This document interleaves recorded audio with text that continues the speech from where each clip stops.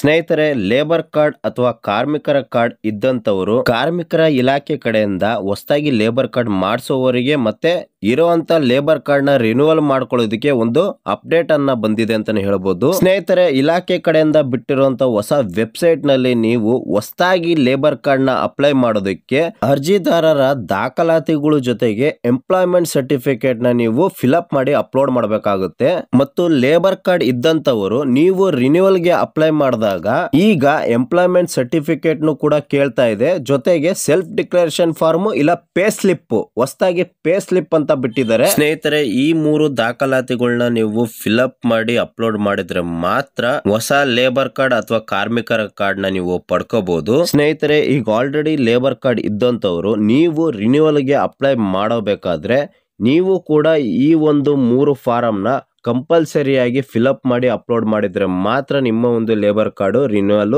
Approval ಆಗುತ್ತೆ. ಇದು ಇಲಾಖೆ ಕಡೆಯಿಂದ ಬಿಟ್ಟಿರುವಂತ ಹೊಸ ಅಪ್ಡೇಟ್. ಹಾಗಾಗಿ ಸ್ನೇಹಿತರೆ, ಲೇಬರ್ ಕಾರ್ಡ್ ಅಥವಾ ಕಾರ್ಮಿಕರ ಕಾರ್ಡ್ ಇದ್ದಂತವರು ಮತ್ತೆ ಹೊಸದಾಗಿ ಲೇಬರ್ ಕಾರ್ಡ್ ಮಾಡಿಸೋರು ಅರ್ಜಿ ನಮೂನೆಯನ್ನ ಹೇಗೆ ಭರ್ತಿ ಮಾಡಬೇಕು ಅಂದ್ರೆ ಈ ಮೂರು ಅರ್ಜಿ ನಮೂನೆ employment certificate, self declaration form ಮತ್ತೆ ಪೇ ಸ್ಲಿಪ್, ಈ ಮೂರು ಫಾರಂ ನ ಹೇಗೆ ಡೌನ್ಲೋಡ್ ಮಾಡಿ ಇದನ್ನ ಕಂಪ್ಲೀಟ್ ಆಗಿ ಸ್ಟೆಪ್ ಟು ಬೈ ಸ್ಟೆಪ್ ಹೇಗೆ ಫಿಲ್ಅಪ್ ಮಾಡುವುದು ಅಂತ ನಾನು ಈ ವಿಡಿಯೋದಲ್ಲಿ ತಿಳಿಸ್ಕೊಡ್ತೀನಿ. ವಿಡಿಯೋನ ಸ್ಕಿಪ್ ಮಾಡದೆ ಸಂಪೂರ್ಣ ನೋಡಿ. ಸ್ನೇಹಿತರೆ, ಮೊದಲ ಬಾರಿ ಈ ವಿಡಿಯೋನ ನೀವು ನೋಡ್ತಾ ಇದ್ರೆ ನೀವು ಇನ್ನೂ ನನ್ನ ಚಾನಲ್ಗೆ ಸಬ್ಸ್ಕ್ರೈಬ್ ಆಗಿಲ್ಲ ಅಂದ್ರೆ ದಯವಿಟ್ಟು ಸಬ್ಸ್ಕ್ರೈಬ್ ಆಗಿ. ಇದೇ ರೀತಿ ಹೊಸ ಹೊಸ ಅಪ್ಡೇಟ್, ಹೊಸ ನೋಟಿಫಿಕೇಶನ್ ನಾನು ನಿಮಗೆ ತಿಳಿಸ್ಕೊಡ್ತೀನಿ. ಸ್ನೇಹಿತರೆ, ಮೊದಲಿಗೆ ಗೂಗಲ್ ಸರ್ಚ್ ನ ಓಪನ್ ಮಾಡ್ಕೊಳ್ಳಿ. ಓಪನ್ ಮಾಡ್ಕೊಂಡು ಸರ್ಚ್ ಬಾರ್ ಅಲ್ಲಿ KBOCWWB ಅಪ್ಲಿಕೇಶನ್ ಅಂತ ಟೈಪ್ ಮಾಡ್ಕೊಂಡು ಜಸ್ಟ್ ಕ್ಲಿಕ್ ಮಾಡ್ಕೊಳ್ಳಿ. ನಂತರ ನಿಮಗೆ ಇನ್ನೊಂದು ಇಂಟರ್ಫೇಸ್ ಓಪನ್ ಆಗುತ್ತೆ. ಇಲ್ಲಿ ನೋಡ್ತಾ ಇರಬಹುದು KBOCWWB ಅಪ್ಲಿಕೇಶನ್ ಅಂತ ಕಾಣ್ತಿರುತ್ತೆ ಫಸ್ಟ್ ಲೈನ್ ಅಲ್ಲಿ. ಅದ್ರ ಮೇಲೆ ಕ್ಲಿಕ್ ಮಾಡ್ಕೊಳ್ಳಿ. ಕ್ಲಿಕ್ ಮಾಡಿದ ಕೂಡಲೇ ನಿಮಗೆ ಈ ತರ ಒಂದು ಇಂಟರ್ಫೇಸ್ ಓಪನ್ ಆಗುತ್ತೆ. ಇದು ಇಲಾಖೆ ವೆಬ್ಸೈಟ್ ಆಗಿರುತ್ತೆ. ಮೇಲ್ಗಡೆ ನೋಡ್ತಾ ಇರಬಹುದು ಲೇಬರ್ ಡಿಪಾರ್ಟ್ಮೆಂಟ್ ಆಫ್ ಕರ್ನಾಟಕ ಅಂತ ಇರುತ್ತೆ. ಜಸ್ಟ್ ಇಲ್ಲಿ ಫಸ್ಟ್ ನೇ ಆಪ್ಷನ್ ಕ್ಲಿಕ್ ಮಾಡ್ಕೋಬೇಕಾಗುತ್ತೆ. Karnataka building and other construction workers ಮೇಲೆ ಕ್ಲಿಕ್ ಮಾಡಿದ ತಕ್ಷಣ ನೆಕ್ಸ್ಟ್ ಪೇಜ್ ಓಪನ್ ಆಗುತ್ತೆ. ಇಲ್ಲಿ ನೀವು ಜಸ್ಟ್ ಸ್ಲೈಡ್ ಮಾಡ್ಕೊಂಡು register as A construction worker login ಅಂತ ಒಂದು ಆಪ್ಷನ್ ಇರುತ್ತೆ. ಜಸ್ಟ್ ಅದ್ರ ಮೇಲೆ ಕ್ಲಿಕ್ ಮಾಡ್ಕೊಳ್ಳಿ. ಕ್ಲಿಕ್ ಮಾಡಿದ ಕೂಡಲೇ ನಿಮಗೆ ಈ ತರ ಒಂದು ಇಂಟರ್ಫೇಸ್ ಓಪನ್ ಆಗುತ್ತೆ. ಜಸ್ಟ್ ಸ್ಲೈಡ್ ಮಾಡ್ಕೊಳ್ಳಿ. ಇಲ್ಲಿ ಎರಡು ರೀತಿಯಾದ ಒಂದು ಆಪ್ಷನ್ ಕಾಣುತ್ತೆ. Click here to download employment certificate, next click here to download self declaration form template. ಈಗ ಮೊದಲಿಗೆ ಎಂಪ್ಲಾಯ್ಮೆಂಟ್ ಸರ್ಟಿಫಿಕೇಟ್ ಡೌನ್ಲೋಡ್ ಮಾಡಿ ಹೇಗೆ ಫಿಲ್ಅಪ್ ಮಾಡಬೇಕು ಅಂತ ಇಲ್ಲಿ ಕ್ಲಿಕ್ ತೋರಿಸ್ತಾ ಇದ್ದೀನಿ. ಜಸ್ಟ್ ಅದು ಎಂಪ್ಲಾಯ್ಮೆಂಟ್ ಸರ್ಟಿಫಿಕೇಟ್ ಮೇಲೆ ಕ್ಲಿಕ್ ಮಾಡಿದ ಕೂಡಲೇ ನಿಮಗೆ ಇಲ್ಲಿ 4 ರೀತಿಯಾದ ಒಂದು ಆಪ್ಷನ್ ಬರುತ್ತೆ. ಏನಂತಂದ್ರೆ employment certificate by the employer, employment certificate by the ಗ್ರಾಮ ಪಂಚಾಯತಿ, employment certificate by the labour inspector, employment certificate by the trade union. ಸ್ನೇಹಿತರೆ, ಒಂದು ವೇಳೆ ನೀವು ಮೇಸ್ತ್ರಿ ಹತ್ರ ಕಾಂಟ್ರಾಕ್ಟರ್ ಹತ್ರ ಕೆಲಸ ಮಾಡ್ತಿದ್ರೆ ಫಸ್ಟ್ ನೇ ಆಪ್ಷನ್ ನೀವು ಡೌನ್ಲೋಡ್ ಮಾಡ್ಕೋಬೇಕಾಗುತ್ತೆ. Employment certificate by the employer ಅಂತ ಇರುತ್ತಲ್ಲ, ಜಸ್ಟ್ ಅದ್ರ ಮೇಲೆ ಕ್ಲಿಕ್ ಮಾಡ್ಕೊಳ್ಳಿ. ಕ್ಲಿಕ್ ಮಾಡಿದ ಕೂಡಲೇ ಆಟೋಮೆಟಿಕ್ ಆಗಿ ಈ ಒಂದು ಫಾರಂ ಡೌನ್ಲೋಡ್ ಆಗುತ್ತೆ. ಇಲ್ಲಿ ನೋಡ್ತಾ ಇರಬಹುದು form number 5A employment certificate by the employer or contractor ಅಂತ ಇರುತ್ತೆ. ಈ ಒಂದು ಫಾರಂ ಯಾರಿಗೆ ವರ್ಕ್ ಆಗುತ್ತೆ ಅಂತಂದ್ರೆ ಯಾರು ಮೇಸ್ತ್ರಿ ಹತ್ರ ಕೆಲಸ ಮಾಡ್ತಿರ್ತಾರೆ ಅಥವಾ ಎಂಪ್ಲಾಯರ್ ಹತ್ರ ಕೆಲಸ ಮಾಡ್ತಾರೆ ಅಥವಾ ಇಂಜಿನಿಯರ್ ಹತ್ರ ಕೆಲಸ ಮಾಡ್ತಿರ್ತಾರಲ್ಲ, ನೀವು ಇನ್ನು ಕಾರ್ಮಿಕರ ಕಾರ್ಡ್ ನ ಮಾಡಿಸ್ಕೊಂಡಿಲ್ಲ ಅಂತಂದ್ರೆ ಕಂಪಲ್ಸರಿ ಆಗಿ ಈ ಒಂದು ಫಾರಂ ನ ಡೌನ್ಲೋಡ್ ಮಾಡಿ ನೀವು ಫಿಲ್ಅಪ್ ಮಾಡಬೇಕಾಗುತ್ತೆ. ಫಿಲ್ಅಪ್ ಹೇಗೆ ಮಾಡೋದು ಅಂತ ನಾನು ಈಗ ತಿಳಿಸ್ಕೊಡ್ತಾ ಇದ್ದೀನಿ. ಸ್ನೇಹಿತರೆ, ಕಂಪ್ಲೀಟ್ ಆಗಿ ಫಿಲ್ಅಪ್ ಆಗಿರೋ ಎಂಪ್ಲಾಯ್ಮೆಂಟ್ ಸರ್ಟಿಫಿಕೇಟ್ ನ ನಾನೀಗ ತೋರಿಸ್ಕೊಡ್ತಾ ಇದ್ದೀನಿ. ಮೊದಲಿಗೆ ಇಲ್ಲಿ ನೋಡ್ತಾ ಇರಬಹುದು ಮೊದಲನೇ ಬಾಕ್ಸ್ ಅಲ್ಲಿ ಅರ್ಜಿದಾರರು ಕಳೆದ 12 ತಿಂಗಳಲ್ಲಿ ಎಲ್ಲಿ ಕೆಲಸ ಮಾಡಿರ್ತಾರೆ, ಯಾವ ಜಾಗದಲ್ಲಿ ಕೆಲಸ ಮಾಡಿರ್ತಾರೆ ಮತ್ತು ಯಾರ ಹತ್ರ ಕೆಲಸ ಮಾಡಿರ್ತಾರೆ ಅನ್ನೋ ಇನ್ಫಾರ್ಮೇಶನ್ ಇಲ್ಲಿ ಎಂಟ್ರಿ ಮಾಡ್ಕೋಬೇಕಾಗುತ್ತೆ. ಎಕ್ಸಾಂಪಲ್, ನೀವು ಮೇಸ್ತ್ರಿ ಹತ್ರ ಕೆಲಸ ಮಾಡಿದ್ರೆ ಮೇಸ್ತ್ರಿ ಹೆಸರು, ಮೇಸ್ತ್ರಿ ಫೋನ್ ನಂಬರು, ಮೇಸ್ತ್ರಿ ಅಡ್ರೆಸ್ ನ ಎಂಟ್ರಿ ಮಾಡ್ಕೋಬೇಕು. ಒಂದು ವೇಳೆ ನೀವು ಇಂಜಿನಿಯರ್ ಹತ್ರ ಕೆಲಸ ಮಾಡಿದ್ರೆ ಅವರ ನೇಮು, ಅವರ ಆಫೀಸ್ ಅಡ್ರೆಸ್ ಮತ್ತೆ ಅವರ ಫೋನ್ ನಂಬರ್ನು ಕೂಡ ಎಂಟ್ರಿ ಮಾಡ್ಕೋಬೇಕಾಗುತ್ತೆ.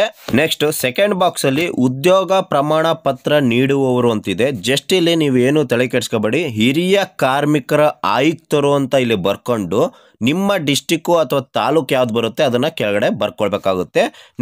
ನೆಕ್ಸ್ಟ್ ಮೂರನೇ ಬಾಕ್ಸ್ ಅಲ್ಲಿ ಯಾರು ಈ ಒಂದು ಅರ್ಜಿ ಸಲ್ಲಿಸ್ತಿರ್ತಾರ ಅವರ ಒಂದು ಹೆಸರನ್ನ ಇಲ್ಲಿ ಎಂಟ್ರಿ ಮಾಡ್ಕೋಬೇಕಾಗುತ್ತೆ. ಏನು ನಿಮ್ಮ ಆಧಾರ್ ಕಾರ್ಡ್ ಅಲ್ಲಿ ಯಾವ ರೀತಿ ಇರುತ್ತೆ, ಕ್ಯಾಪಿಟಲ್ ಲೆಟರ್, ಸ್ಮಾಲ್ ಲೆಟರ್, ಅದೇ ರೀತಿಯಾಗಿ ಇಲ್ಲಿ ಎಂಟ್ರಿ ಮಾಡ್ಕೊಳ್ಳಿ.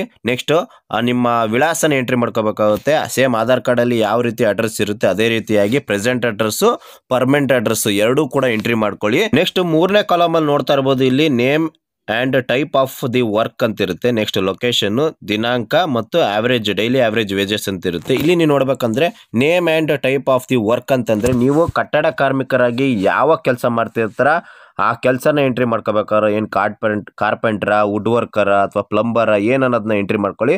ಯಾವ ಲೊಕೇಶನಲ್ಲಿ ಕೆಲಸ ಮಾಡ್ತೀರಾ ಆ ಡಿಸ್ಟಿಕ್ನ ಎಂಟ್ರಿ ಮಾಡ್ಕೊಳ್ಳಿ. ಎಷ್ಟು ದಿನಗಳ ಕಾಲ ಈ ಒಂದು ಕೆಲಸ ಮಾಡ್ತಿರ್ತಾರೆ ಒಂದು ಬಿಲ್ಡಿಂಗಲ್ಲಿ ಕಳೆದ 12 ತಿಂಗಳಲ್ಲಿ ಅದನ್ನು ಎಂಟ್ರಿ ಮಾಡ್ಕೊಳ್ಳಿ. ಮತ್ತು ಡೈಲಿ ವೇಜಸ್, ನಿಮಗೆ ಡೈಲಿ ಎಷ್ಟು ಸಂಬಳ ಕೊಡ್ತಾರೆ, ನಿಮ್ಮ ಮೇಸ್ತ್ರಿ ಅಥವಾ ಇಂಜಿನಿಯರ್ ಎಷ್ಟು ಕೊಡ್ತಾರೆ ಅದನ್ನು ಎಂಟ್ರಿ ಮಾಡ್ಕೊಳ್ಳಿ. ಇದಾದ ನಂತರ 4ನೇ ಕಾಲಮಲ್ಲಿ ನಿಮ್ಮ ಏಜ್ನ ಎಂಟ್ರಿ ಮಾಡ್ಕೋಬೇಕಾಗುತ್ತೆ. ಆಧಾರ್ ಕಾರ್ಡಲ್ಲಿ ಪಕ್ಕ ಯಾವ ರೀತಿ ಇರುತ್ತೋ ಅದೇ ರೀತಿಯಾದ ಏಜ್ನ ಇಲ್ಲಿ ಎಂಟ್ರಿ ಮಾಡ್ಕೊಳ್ಳಿ. ನೆಕ್ಸ್ಟು ನಿಮ್ಮ ಜೆಂಡರು, ನೀವು ಮೇಲ್ ಅಂದರೆ ಮೇಲು, ಫೀಮೇಲ್ ಅಂದರೆ ಫೀಮೇಲು. ಲಾಸ್ಟಿಗೆ 6th ಕಾಲಮಲ್ಲಿ ನಿಮ್ಮ ಆಧಾರ್ ಕಾರ್ಡ್ ನಂಬರು, ಕಂಪಲ್ಸರಿಯಾಗಿ ಆಧಾರ್ ಕಾರ್ಡ್ ನಂಬರ್ ನೀವು ಕರೆಕ್ಟಾಗಿ ಮೆನ್ಷನ್ ಮಾಡಬೇಕಾಗುತ್ತೆ, ಇಲ್ಲಿ ಎಂಟ್ರಿ ಮಾಡ್ಕೊಳ್ಳಿ. ಲಾಸ್ಟಿಗೆ ನೀವು ನೋಡ್ತಾ ಇರ್ಬೋದು ಪ್ಲೇಸ್ ಆ್ಯಂಡ್ ಡೇಟ್ ಅಂತ ಇರುತ್ತೆ. ಇಲ್ಲಿ ನೀವು ಮಸ್ಟ್ ಆ್ಯಂಡ್ ಶುಡ್ ಆಗಿ ನಿಮ್ಮ ಯಾವ ಒಂದು ಜಿಲ್ಲೆಯಿಂದ ನೀವು ಎಂಟ್ರಿ ಈ ಒಂದು ಅಪ್ಲಿಕೇಶನ್ ಸಲ್ಲಿಸ್ತಿದ್ದೀರೋ ವಾಸವಾಗಿರುತ್ತೆ ಅದನ್ನು ಜಿಲ್ಲೆನ ಎಂಟ್ರಿ ಮಾಡ್ಕೊಳ್ಳಿ. ಮತ್ತು ಯಾವ ದಿನಾಂಕದೊಂದು ನೀವು ಈ ಒಂದು ಅಪ್ಲಿಕೇಶನ್ ಸಲ್ಲಿಸ್ತೀರೋ ಆ ದಿನಾಂಕನ ಕರೆಕ್ಟಾಗಿ ಎಂಟ್ರಿ ಮಾಡ್ಕೊಳ್ಳಿ. ಲಾಸ್ಟಿಗೆ ರೈಟ್ ಸೈಡಿಗೆ ನೋಡ್ತಾ ಇರ್ಬೋದು ಮಾಲೀಕರ ಸಿಗ್ನೇಚರ್ ಮತ್ತು ಸೀಲ್ ಅಂತ ಇರುತ್ತೆ. ಏನು ನೀವು ಮೇಸ್ತ್ರಿ ಹತ್ರ ಸೈನ್ ಕೆಲಸ ಮಾಡ್ತಿದ್ರೆ ಮೇಸ್ತ್ರಿ ಸೈನ್ನ ಮಾಡಿಸ್ಕೊಳ್ಳಿ, ಅಥವಾ ಇಂಜಿನಿಯರ್ ಹತ್ರ ಕೆಲಸ ಮಾಡ್ತಿದ್ರೆ ಮಸ್ಟ್ ಆ್ಯಂಡ್ ಶುಡ್ ಆಗಿ ಇಂಜಿನಿಯರ್ ಹತ್ರ ಅವರ ಇಂಜಿನಿಯರ್ ಸೈಲು ಮತ್ತು ಸೀಲು, ಅವರ ಕಂಪ್ನಿ ಒಂದು ಇಂಜಿನಿಯರ್ ಆಫೀಸ್ದು ಸೀಲ್ ಇರುತ್ತೆ, ಅದನ್ನು ಕಂಪಲ್ಸರಿ ನೀವು ಸೀಲ್ ಹಾಕ್ಸ್ಕೋಬೇಕಾಗುತ್ತೆ. ಇಷ್ಟು ಫಿಲಪ್ ಮಾಡಿದ ನಂತರ ಈ ಒಂದು ಎಂಪ್ಲಾಯ್ಮೆಂಟ್ ಸರ್ಟಿಫಿಕೇಟ್ ಫಾರ್ಮು ಕಂಪ್ಲೀಟ್ ಆಗಿ ಫಿಲಪ್ ಆಗುತ್ತೆ. ಜಸ್ಟ್ ಇದನ್ನು ಫೋಟೋ ಕಾಪಿ ತಗೊಂಡು ಒಂದು JPG ಫಾರ್ಮೆಟಲ್ಲೇ ನೀವು ಒಂದು ಏನು ಹೊಸದಾಗಿ ಲೇಬರ್ ಕಾರ್ಡ್ ಮಾಡಿಸಬೇಕಾದ್ರೆ ಈ ಒಂದು ಫಾರಮ್ನ ನಿಮ್ಮ ದಾಖಲಾತಿಗಳು ಅಪ್ಲೋಡ್ ಮಾಡಿದ್ರೆ ವಿತಿನ್ 25 ದಿನಗಳಲ್ಲಿ ನಿಮ್ಮ ಒಂದು ಲೇಬರ್ ಕಾರ್ಡ್ ಅಪ್ರೂವಲ್ ಆಗುತ್ತೆ ಅಂತಲೇ ಹೇಳ್ಬೋದು. ಸ್ನೇಹಿತರೆ, ಈಗ ಸೆಕೆಂಡ್ ಫಾರಮಿಗೆ ಬರೋಣ. ಕ್ಲಿಕ್ ಹಿಯರ್ ಟು ಡೌನ್ಲೋಡ್ ಈ self declaration or pay slip ಅಂತ ಕಾಣ್ತಿರುತ್ತೆ. ಜಸ್ಟ್ ಅದನ್ನು ನೀವು ಕ್ಲಿಕ್ ಮಾಡಿಕೊಂಡು ಡೌನ್ಲೋಡ್ ಮಾಡ್ಕೊಳ್ಳಿ. ನೋಡ್ತಾ ಇರ್ಬೋದು ಸ್ನೇಹಿತರೆ, ಸೆಲ್ಫ್ ಡಿಕ್ಲರೇಷನ್ ಫಾರಮ್ ಈ ತರ ಇರುತ್ತೆ. ಕಾರ್ಮಿಕ ಇಲಾಖೆಯಿಂದ ಬಿಟ್ಟಿರುವಂತ ಸೆಲ್ಫ್ ಡಿಕ್ಲರೇಷನ್ ಫಾರಮ್ ಇದು. ಸ್ನೇಹಿತರೆ, ಈ ಫಾರಮ್ ನ ಯಾಕೆ ಡೌನ್ಲೋಡ್ ಮಾಡಿ ಫಿಲಪ್ ಮಾಡಬೇಕು ಅಂತಂದ್ರೆ, ನೀವೇನಾರ ನಿಮ್ಮ ಹತ್ರ ಲೇಬರ್ ಕಾರ್ಡ್ ಆಲ್ರೆಡಿ ಇತ್ತು, ಒಂದು ವೇಳೆ ನೀವು ರಿನೋಲ್ಗೆ ಅಪ್ಲೈ ಮಾಡ್ಬೇಕಂತಿದ್ರೆ ಈಗ ಹೊಸ ವೆಬ್ಸೈಟ್ ಹೊಸ ರೂಲ್ಸ್ ಪ್ರಕಾರ ಈ ಸೆಲ್ಫ್ ಡಿಕ್ಲರೇಷನ್ ಫಾರ್ಮ್ ಮತ್ತು ಪೇ ಸ್ಲಿಪ್ಪು ಜೊತೆಗೆ ಏನು ವರ್ಕ್ ಸರ್ಟಿಫಿಕೇಟ್ ಈ 3 ಫಾರಮ್ನ ನೀವು ಅಪ್ಲೋಡ್ ಮಾಡಿದರೆ ಮಾತ್ರ ನಿಮ್ಮ ಒಂದು ಲೇಬರ್ ಕಾರ್ಡ್ ರಿನೋಲ್ ಆಗುತ್ತೆ. ಹಾಗಾಗಿ ಈ self declaration form must and should ಆಗಿ ನೀವು ಫಿಲಪ್ ಮಾಡಬೇಕಾಗುತ್ತೆ. ರಿನ್ಯೂವಲ್ಗೆ ಅಪ್ಲೈ ಮಾಡ್ತಿರೋ ಕಾರ್ಮಿಕರ ಹೆಸರನ್ನ ಎಂಟ್ರಿ ಮಾಡ್ಕೋಬೇಕು, ಮತ್ತು ಅವರ ವಿಳಾಸ ಮತ್ತು ಅವರ ಆಧಾರ್ ಕಾರ್ಡು ಮತ್ತು ಏನು ಕಾರ್ಮಿಕರ ಕಾರ್ಡಲ್ಲಿ ಏನು ನೋಂದಣಿ ಸಂಖ್ಯೆ ಇರುತ್ತಲ್ಲ ಅದನ್ನು ಕೂಡ ಎಂಟ್ರಿ ಮಾಡ್ಕೋಬೇಕಾಗುತ್ತೆ. ಮತ್ತೆ ಅವರ ಮೊಬೈಲ್ ನಂಬರ್, ಕಾರ್ಮಿಕರ ಮೊಬೈಲ್ ನಂಬರು. ನೆಕ್ಸ್ಟ್ 6ನೇ ಕಾಲಮಲ್ಲಿ ಕಾರ್ಮಿಕರ ವಿದ್ಯಾರ್ಹತೆನ ಎಂಟ್ರಿ ಮಾಡ್ಕೋಬೇಕು, ಏನು ಎಜುಕೇಶನ್ ಓದಿರ್ತಾರಲ್ಲ ಅದನ್ನ ಎಂಟ್ರಿ ಮಾಡ್ಕೊಳ್ಳಿ. ನೆಕ್ಸ್ಟ್ 7ನೇ ಕಾಲಮಲ್ಲಿ ಕಾರ್ಮಿಕರ ಕೆಲಸದ ಸ್ವರೂಪ, ಅಂದ್ರೆ ನೀವು ಕಟ್ಟಡ ಕಾರ್ಮಿಕರಾಗಿ ಯಾವ ಕೆಲಸ ಮಾಡ್ತೀರಾ ಅದನ್ನು ಎಂಟ್ರಿ ಮಾಡ್ಕೊಳ್ಳಿ. 8ನೇ ಕಾಲಮಲ್ಲಿ ನೀವು ಕಟ್ಟಡ ಕಾರ್ಮಿಕರಾಗಿ ಎಷ್ಟು ವರ್ಷ ಕೆಲಸ ಮಾಡಿರ ಅದನ್ನು ಎಂಟ್ರಿ ಮಾಡ್ಕೋಬೇಕಾದ್ರೆ. ನೆಕ್ಸ್ಟ್ ಲಾಸ್ಟ್ ಏನಿದೆಯಲ್ಲ ಮೇಸ್ತ್ರಿಯ, ನೀವು ಯಾರು ನಿಮಗೆ ಕೆಲಸ ಕೊಟ್ಟಿರ್ತಾರೆ ಮೇಸ್ತ್ರಿ ಹತ್ರ ಸೈನ್ ಮಾಡಿಸಿದ್ರಿ, ನೀವು ನಿಮ್ಮ ಮೇಸ್ತ್ರಿ ಅವ್ರೇನಾರ ಲೇಬರ್ ಕಾರ್ಡ್ ಹೊಂದಿದ್ರೆ ಅವರ ರಿಜಿಸ್ಟ್ರೇಷನ್ ನಂಬರ್, ನೋಂದಣಿ ಸಂಖ್ಯೆನ ಲಾಸ್ಟ್ ಅಲ್ಲಿ ಎಂಟ್ರಿ ಮಾಡ್ಕೋಬೇಕಾಗುತ್ತೆ. ನೀವೇನಾರ ಒಂದು ಇಂಜಿನಿಯರ್ ಹತ್ರ ಕೆಲಸ ಮಾಡ್ತೀರಾ, ಜಸ್ಟ್ ಇಂಜಿನಿಯರ್ ಸೈನು ಮತ್ತೆ ಸೀಲ್ ನ ಹಾಕ್ಸ್ಕೊಳ್ಳಿ ಸಾಕು. ಸ್ನೇಹಿತರೆ, ಜಸ್ಟ್ ಫಿಲಪ್ ಮಾಡಿರೋ ಡೆಮೋ ಫಾರಮ್ ನ ನಿಮಗೆ ತೋರಿಸ್ಕೊಡ್ತಾ ಇದೀನಿ ನೋಡಿ ಯಾವ ರೀತಿ ಒಂದು ಫಿಲಪ್ ಆಗಿದೆ ಅಂತ. ಈ ರೀತಿಯಾಗಿ ನೀವು ಫಿಲಪ್ ಮಾಡಬೇಕಾಗುತ್ತೆ ಈ ಒಂದು ಫಾರಮ್ ನ.